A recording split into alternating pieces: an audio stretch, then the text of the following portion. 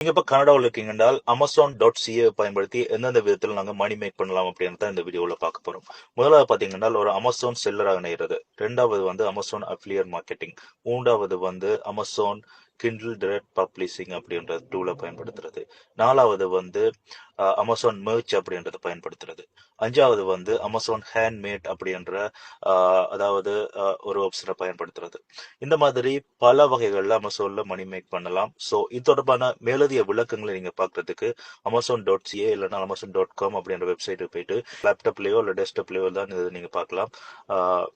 So அதனால கீழே scroll பண்ணீங்கன்னா அதில் மேக் மணி வித் அஸ் அப்படின்ற ஒரு லிங்க் இருக்கும். ஸோ அதை கிளிக் பண்ணீங்கன்னா என்னென்ன வகையில் நீங்கள் Amazon.com பயன்படுத்தி அதாவது .caவோ எந்த வெப்சைட் அதாவது அமேசான் எங்கெல்லாம் இருக்கோ அங்கே இருக்கிற வெப்சைட்டை பயன்படுத்தி நீங்கள் எப்படி மணி மேக் பண்ணலாம் அப்படின்னு தொடர்பாக அவங்க விளக்கமாக போட்டிருப்பாங்க. ஸோ அதை நீங்கள் பார்த்து தெரிஞ்சு கொள்ளலாம். ஸோ நானும் சில விஷயங்கள் ட்ரை பண்ணியிருக்கேன். என்னோட எக்ஸ்பீரியன்ஸையுமே தொடர்ந்து இது மாதிரி வீடியோக்கெல்லாம் கிரியேட் பண்ணி பப்ளிஷ் பண்ணுறதுக்கு இருக்கிறேன். ஸோ என்னோட இந்த அக்கௌண்ட்டை நீங்கள் ஃபாலோ பண்ணீங்களா உங்களுக்கு தொடர்ந்து இது தொடர்பான அதாவது ஆன்லைன் மணி மேக்கிங் அடுத்தது ஸ்டாக் ட்ரேடிங் இப்படி பல விஷயங்கள் தொடர்பாக கனடாவில் என்னென்ன விஷயங்கள் பண்ணினா நாங்கள் மணி மேக் பண்ணலாம் அப்படின்றது அதாவது ஒவ்வொருத்தங்களுக்கும் ஒவ்வொரு விஷயம் சூட் ஆகும். ஸோ உங்களுக்கு கேட்டதை நீங்கள் சூஸ் பண்ணி உங்களுக்கு ஒரு சைட் வசதியில் நீங்கள் அதை ரன் பண்ணி கொண்டு போகலாம். ஸோ சப்போர்ட் பண்ணீங்கன்னா தொடர்ந்து பல வீடியோக்கள் தொடர்பாக கிரியேட் பண்ணலாம். தேங்க்யூ.